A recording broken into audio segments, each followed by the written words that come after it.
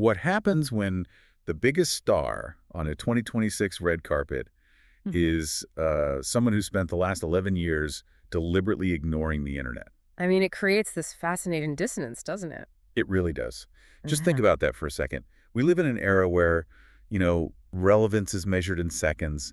Celebrities are out there documenting their breakfasts just to stay in the algorithmic loop. Oh, absolutely. It's a full-time job just being perceived. Right. But on May 28th, outside the Odeon Lux in London's Leicester Square, the person commanding the most attention hadn't walked a red carpet since 2015. Which is basically a lifetime in Hollywood years. An absolute eternity. She essentially opted out of the digital age. And yet, there she was, completely transformed and stepping into a spotlight she hadn't claimed in over a decade. And it felt so powerful precisely because it was so uncalculated. We're so used to the heavily PR-managed apology tours or these highly strategic reinventions. Yeah, the manufactured comebacks. Exactly. But this return felt totally authentic, which paradoxically made it the most powerful statement of the night. Welcome to the deep dive. We are looking at a really captivating stack of sources today. We've got entertainment industry reports, some red carpet fashion breakdowns, and even some deep-cut analyses from the Pixar wiki. Yeah, the sources on this one are incredibly rich. We aren't just looking at the logistics of an animated sequel here. No, we're looking at a massive cultural shift. They all center on the highly anticipated return of Joan Cusack and the dramatic, almost shocking new direction of Toy Story 5. It's a fundamental shift in how we value the physical world versus the digital one, really. For sure. So our mission today is to unpack this cultural moment. We are going to explore what Joan Cusack's unconventional life choices reveal about the psychology of modern fame. And we'll get into the actual mechanics of voice acting, too, which is fascinating. Definitely. And then we'll examine how the plot of the new Toy Story is directly confronting the ultimate 2026 parenting anxiety. That war between tangible play and glowing screens. Okay, let's unpack this. So, to really appreciate the gravity of Cusack's return, we have to look at the timeline.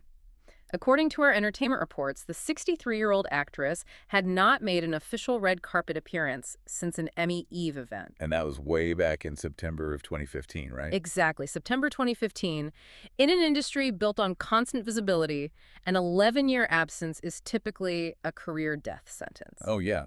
The machine is designed to make you panic if you aren't seen for 11 months, let alone 11 years. Right. And when a star does step away for that long, the narrative usually assumes they just faded out or they're desperately trying to claw their way back to the top. But Cusack completely short-circuited that narrative.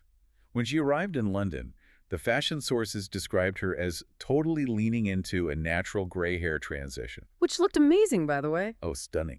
She was sporting this chic bob with wispy bangs, thick-rimmed glasses, a crisp white button-down shirt, and a high-waisted black pencil skirt. Yeah, the fashion commentators were immediately comparing her to Carolyn Bessette-Kennedy's timeless style. It was very that. What's fascinating here is the underlying psychology of that aesthetic choice, I think. Oh, for sure.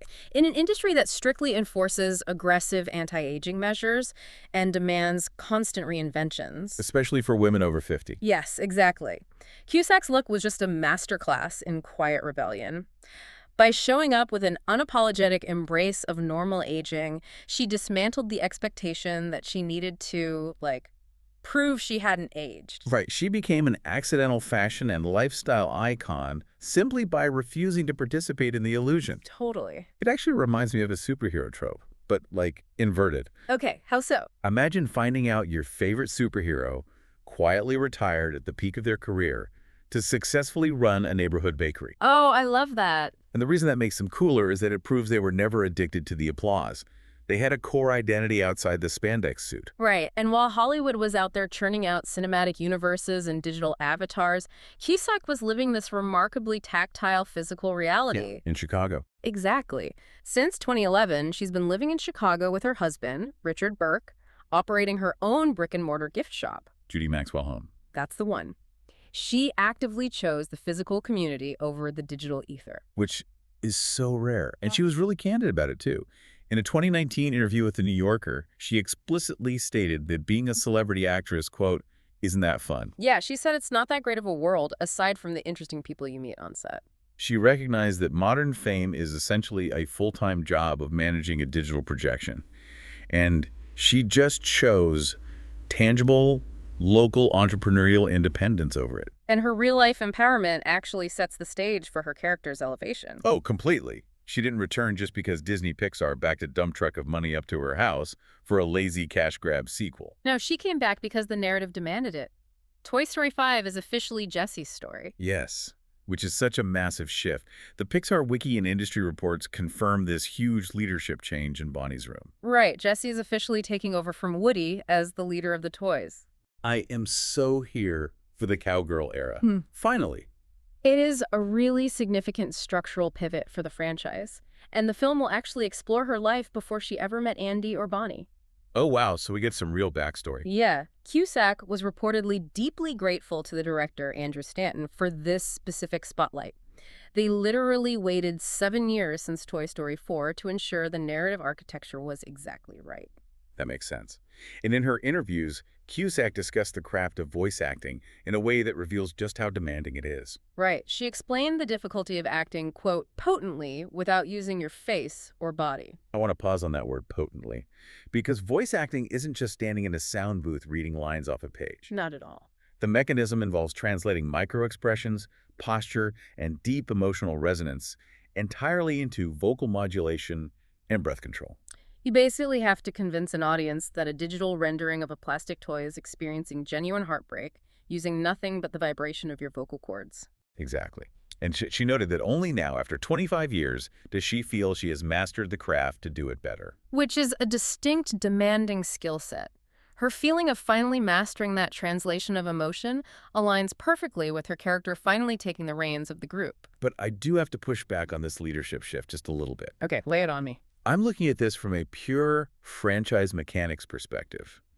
Disney Pixar is a notoriously risk-averse corporation. That is very true. Woody, who's voiced by Tom Hanks, has been the undisputed emotional anchor of a multi-billion-dollar property for nearly 30 years.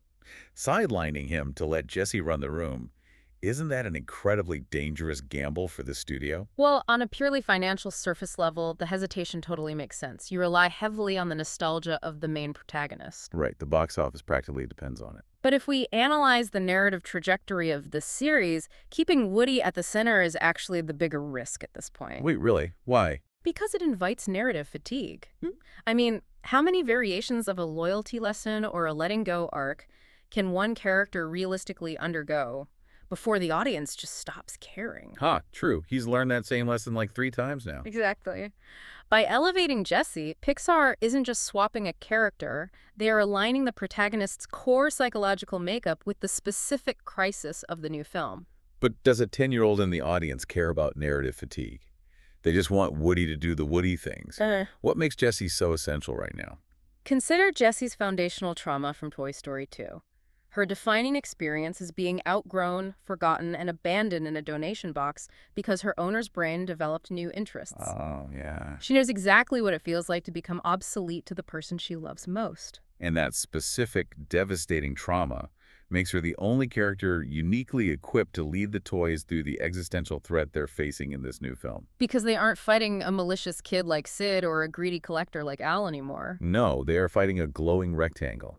The plot of the film, which hits theaters June 19th, by the way, centers on the toys realizing that kids are utterly obsessed with electronics. They simply aren't playing with traditional analog toys the way they used to. The toys are confronting the existential threat of the screen.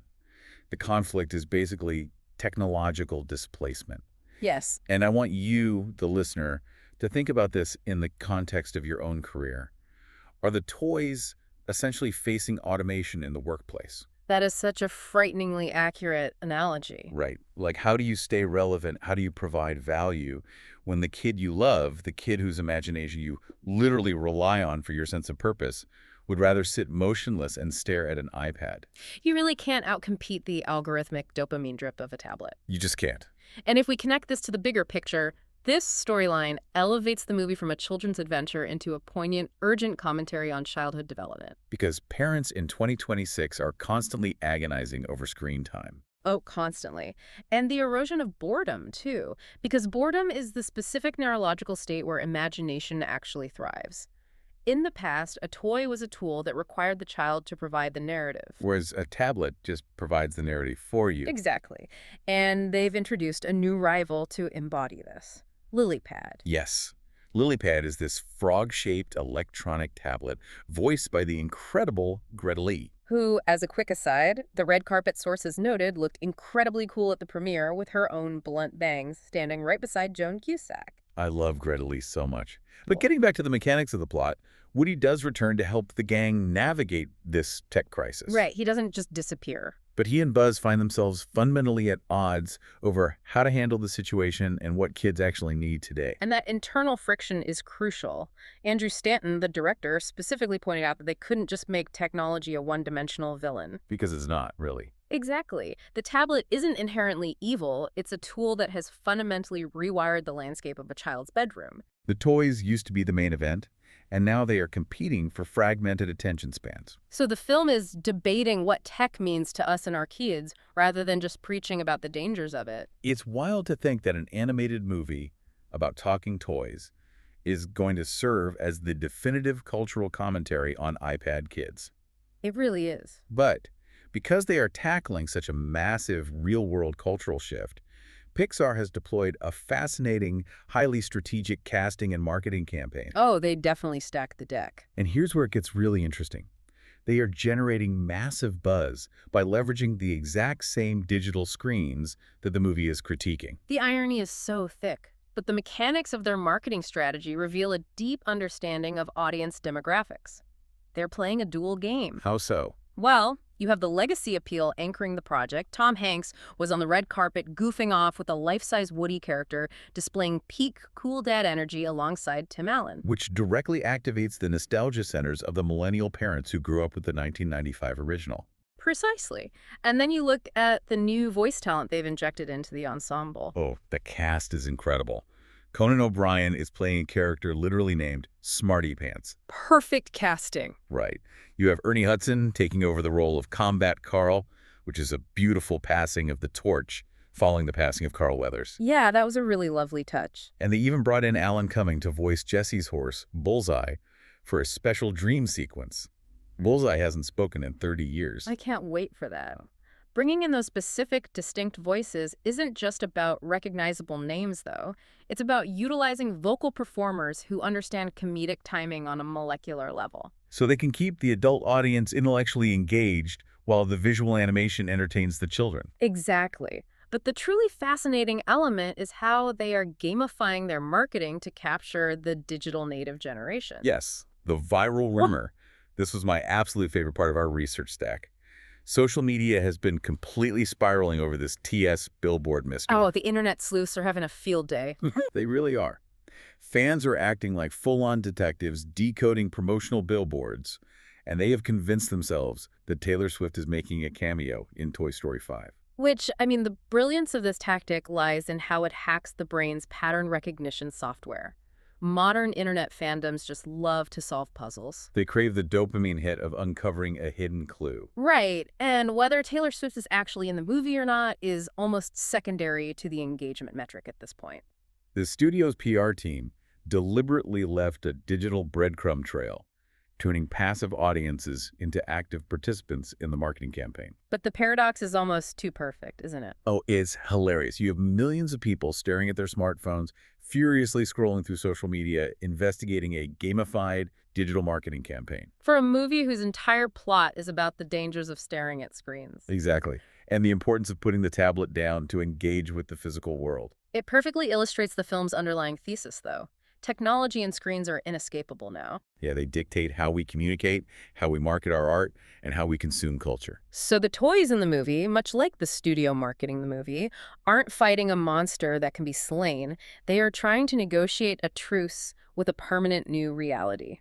Which brings us right back to Joan Cusack on that red carpet in London. When you analyze her life choices alongside the plot of this film, the thematic parallel is stunning. It really is. Cusack walked away from the digital illusion. Think about the mechanics of modern celebrity. It requires constant curation of a virtual existence. Managing social media algorithms. Right, and submitting to relentless online scrutiny. She rejected all of that. She chose a tangible physical life instead. Running a brick-and-mortar gift shop means she handles physical objects. She interacts face-to-face with people in her community. She exists entirely in the analog world. So what does this all mean? It means she is living the exact philosophy that her character, Jessie, is fighting to preserve in the movie. Yeah, Cusack chose the tactile reality over the digital projection, just as the physical toys are fighting for their relevance against the glowing screen of a tablet. It really elevates her involvement. She isn't just cashing a check for a voice acting role. She is delivering a manifesto on how to live. And her return forces a moment of reflection for all of us. Seeing a star look so grounded and confident precisely because she stepped out of the digital ether holds a mirror up to our own habits. It highlights just how deeply our own lives have become tethered to the screens we carry in our pockets. Exactly. So we want to pose a direct question to you listening right now. Take an inventory of your own routine today. Yeah, think about it. How much of your time is spent actively interacting with the physical world around you? Holding tools, making things, having unbroken face-to-face conversations, versus how much of it is spent passively scrolling on a screen, existing as a data point in a digital space? Finding that equilibrium is a struggle we are all navigating. But as we consider this clash between the toy box and the tablet, it opens up a much deeper, almost unsettling question about the nature of human memory and affection. That brings us to our final thought for today. We want to leave you with something to chew on long after this deep dive ends. Okay, what is it? Well, the toys in Bonnie's room are fighting for survival because they represent physical nostalgia. They are tangible artifacts of childhood memory. Right. But if physical toys are increasingly replaced entirely by tablets, algorithms, and screens, what will future generations actually feel nostalgia for? Oh, wow. Think about the mechanics of how we remember our past. 50 years from now, will the equivalent of Toy Story be an animated tale about deleted digital avatars and obsolete apps longing to be reopened? Will there be a heartbreaking emotional climax centered around a forgotten iOS game that hasn't been updated in a decade? Desperately hoping a kid will remember its password. It's a surreal concept to grapple with, for sure. It really is. As those flashbulbs faded at the Odeon locks, Joan Cusack wasn't just making a Hollywood comeback. She was quietly reminding us that the physical world is still here, waiting to be engaged with. Keep that in mind the next time you reach into your pocket to unlock your phone.